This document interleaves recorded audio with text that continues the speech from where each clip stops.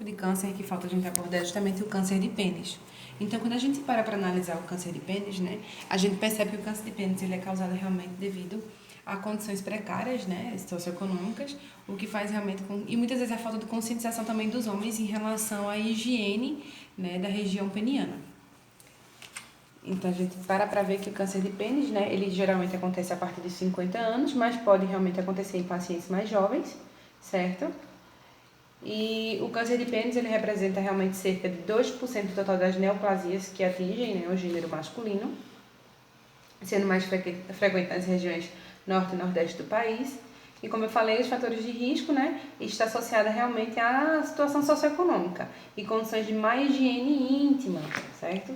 Ou então aos homens que não se submeteram realmente à remoção do prepúcio, né, que é aquela pele que reveste toda a glande, né, da cabeça do pênis. Quando a gente para analisar aqui, né, nessa região aqui, tá, pessoal?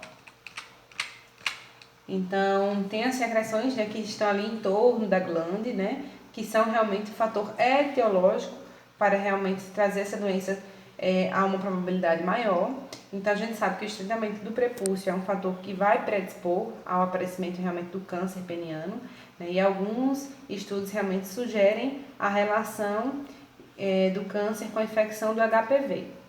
E entre os sinais e sintomas nós temos, né, a tumoração da glande, né, que é chamada cabeça do pênis, a tumoração na pele que cobre a cabeça do pênis, tumoração no corpo do pênis, né, e aquela secreção esbranquiçada, aquela secreção branca que é chamada de esmegma, tá bom? Então vai ter o aumento anormal do tecido da cabeça do pênis e são características específicas para esse tipo de câncer. Então lembrando que no surgimento de qualquer uma dessas manifestações clínicas é fundamental procurar realmente um serviço médico especializado, certo? Porque além da tumoração do pênis, né, e das feridas realmente, a presença dos gânglios inguinais, né, que são aquelas ínguas na virilha, né, e nódulos também podem ser observados. E lembrando que pode indicar também a metástase, quando o câncer ele passa a se espalhar por outras regiões do corpo. Então, os principais tipos de câncer de pênis são o carcinoma de células escamosas, tá? Que são característicos e representam 95% dos casos e se desenvolvem em qualquer lugar do pênis. É o melanoma, né? Que é um tipo de câncer de pele que vai ali começar nos melanócitos e é menos que 3% dos cânceres de pênis são desse tipo, certo? O carcinoma basocelular, que representa 2% dos casos. O adenocarcinoma, certo? Que é quando a gente chama a doença de Paget do pênis, tá? Que é um tipo muito raro, mas que se desenvolve a partir das glândulas realmente sudoríparas da pele do pênis. O sarcoma, né?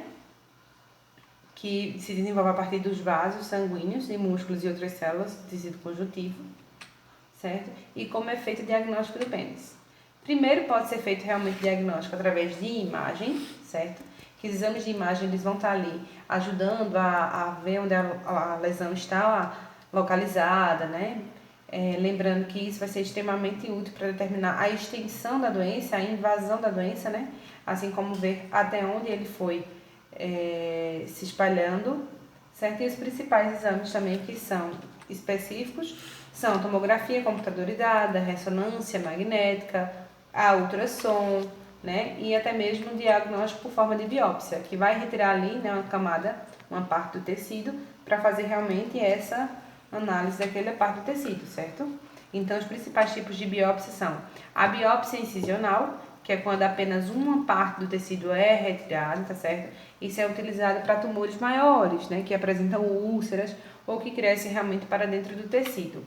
A biópsia excisional, né, que toda lesão ela é retirada, né? Então, isso é para lesões pequenas, como lesões de um tamanho de até 1 centímetro de diâmetro, tá? Punção aspirativa por agulha fina, certo? Que vai ter aquela agulha fina que vai estar acoplada a uma seringa e vai aspirar realmente ali uma amostra daquele tecido para análise. E pode ter a cirurgia dos glândulos linfáticos, certo? Que são também utilizados nesse meio para tumores grandes, profundos, que estão ali dentro do pênis, certo? Os linfonodos que são próximos são retirados para determinar o poder realmente de expansão dessa doença. Então, o estadiamento do câncer de pênis, quando a gente para observar, então ele vai estar ali dizendo os aspectos do câncer, né? Como localização, disseminação, né? Se afetou funções de outros órgãos ou não, certo? Então a gente vai conhecer realmente todo esse poder de expansibilidade do tumor, certo? E vai ajudar também a definir qual o tipo de tratamento que vai ser adotado para cada paciente. E os tratamentos, eles podem ser desde cirurgia, né? Que a cirurgia vai ser aquele tratamento, é o tratamento mais comum, certo? E se ela for diagnosticada num estágio inicial, né? Se o câncer for diagnosticado em sua fase inicial, certo? Pode ser que não seja necessária a remoção do pênis.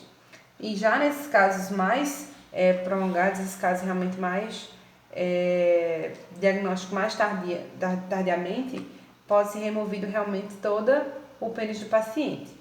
Então nós temos a circuncisão, né, que vai ser a retirada do prepúcio, né, e a pele ao redor. Nós temos a excisão simples, que é a retirada do tumor junto com o tecido normal adjacente. Nós temos as cirurgias de Mohs, tá? Que vai ser justamente a retirada da camada da pele que o tumor possa ter invadido. A ressecação a laser, né? E a criocirurgia, que é justamente o cancelamento das células cancerígenas com nitrogênio líquido, tá bom? E pode ter a penectomia parcial ou total, que é justamente a retirada parcial ou total do pênis, certo? Então também tem a cirurgia dos ganglios linfáticos, né? Que é justamente a retirada daqueles linfonodos que estão próximos para poder verificar a presença da doença, certo, gente? Então a gente sabe que isso realmente vai possibilitar um aspecto em função após a cirurgia, um melhor aspecto, né? A radioterapia, lembrando que a radioterapia ela também pode ser utilizada, né, associada, certo? Então vai ser feita a radioterapia, ela também pode ser usada para tumores avançados, na tentativa de retardar o crescimento, né, ou para aliviar até mesmo os sinais e sintomas que são característicos da doença. E existem duas maneiras de realizar o tratamento por meio de radioterapia. Tem a radioterapia externa, né, que consiste realmente em irradiar o órgão-alvo com doses fracionadas, e tem a bracterapia, que é utilizada uma fonte radioativa, né, que é inserida dentro ou ao lado do tumor para efetuar esse tratamento. Então, o tratamento por forma de quimioterapia pode ser utilizada a quimioterapia tópica como a quimioterapia sistêmica, certo? Esses são os dois tratamentos de quimioterapia que podem ser utilizados nesse tipo de câncer. Então, o medicamento ele pode ser colocado, né, sobre a pele, em vez de ser administrado por via oral ou via endovenosa, caracterizando assim a quimioterapia tópica. Tá? Já a sistêmica vão ser aqueles medicamentos que vão ser administrados por via oral, por via venosa, e ela é muito útil para tumores que conseguem migrar, conseguem se disseminar, tanto para os linfonodos como para outros órgãos, certo? E ele também é utilizado para reduzir o tamanho do tumor antes de fazer a cirurgia. E aí nós vamos perguntar para os pacientes, né, como é viver com câncer de pênis. Então, já é difícil para um homem realmente lidar com o câncer de pênis, né? Uma vez que vem a questão da sexualidade, do ego, próprio ego masculino, todas essas condições realmente, elas podem ser agravantes e condicionantes para a questão de gênero. Então, já é difícil para o homem ele conviver com esse diagnóstico, e como ele é difícil também mais ainda quando ele precisa de cirurgia, né?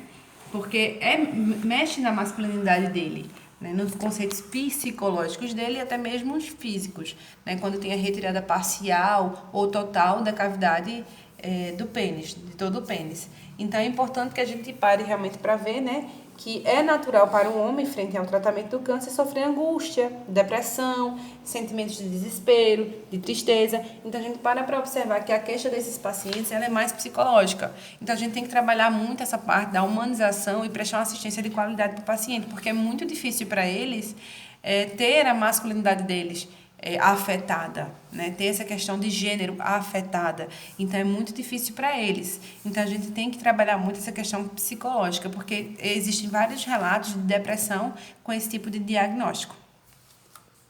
Certo?